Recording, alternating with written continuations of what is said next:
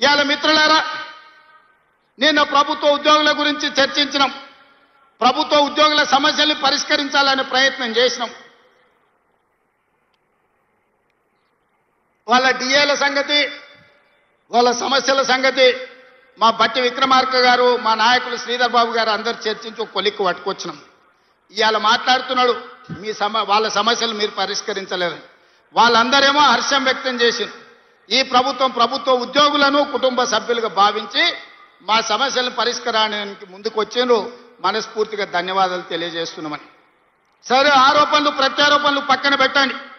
నేను ఇవాళ వేదిక మీద నుంచి 5 లక్షల తెలంగాణ ప్రభుత్వ ఉద్యోగులను అడుగుతున్నా, వాళ్ళ సతీమణులను నేను అడుగుతున్నా. మీ సోదరుడుగా అక్క, అవ్వ, అమ్మ 10 ఏళ్ల చంద్రశేఖరరావు ముఖ్యమంత్రిగా ఉన్నప్పుడు ఏనాడైనా 1వ తారీఖు నాడు మీ ఆయన జీతాలు ఖాతాలో పడ్డాయా?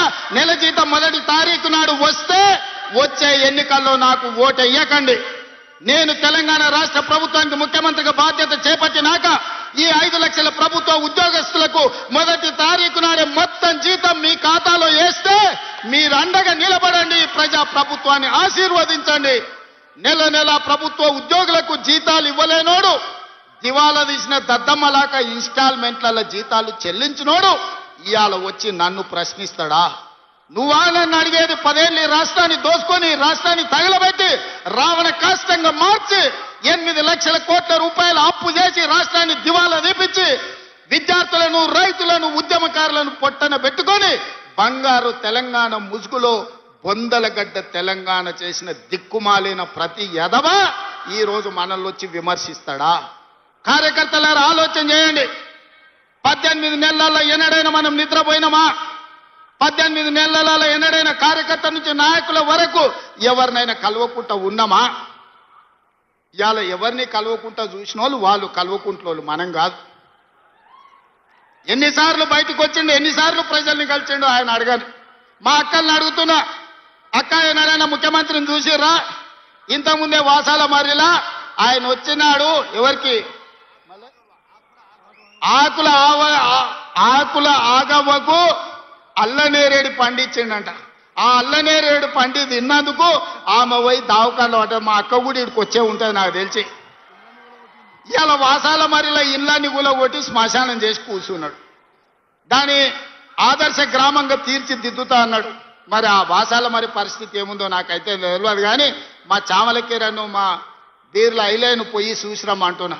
వాళ్ళకి ఆయన అన్యాయం చేసిపోతే న్యాయం చేసే బాధ్యత మన మీద ఉన్నది. వాళ్ళ ఉన్న ఇల్లు వీకి పందిరేసి, పందిరి కూడా కాదు, ఇల్లు వీకి మొత్తం ఎక్కడిదక్కడ చేసిపోయింది. వెనకటికి అందుకే పెద్దోళ్ళు చెప్పారు, పనిమంతుడు పందిరేస్తానంట కుక్కతోక తలిగి కూలిపోయిందంట. ఇవాళ వాసాల మరిలా ఈయన ఇట్ల గీసి అట్ల గీసి ఫామ్ హౌస్కి ఇట్లకెళ్ళ రోడ్ వేసుకోనికి అన్ని నక్కజిత్తుల వ్యవహారాలతోటి ఈరోజు ఎర్రవల్లి ఫామ్ హౌస్కి ఇక్కడి నుంచి రోడ్ వేసుకోనికే వాసాల మర్రిని మొత్తం కుప్ప కూల్చిపోయి శ్మశానం లాగా చేసిండు. మరి నాకైతే బాధ్యత ఉంది కదా.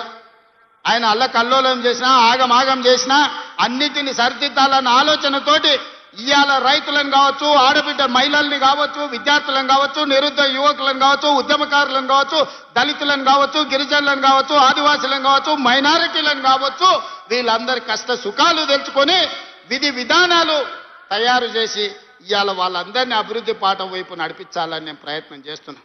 Subscribe us and press the bell icon for more interesting updates.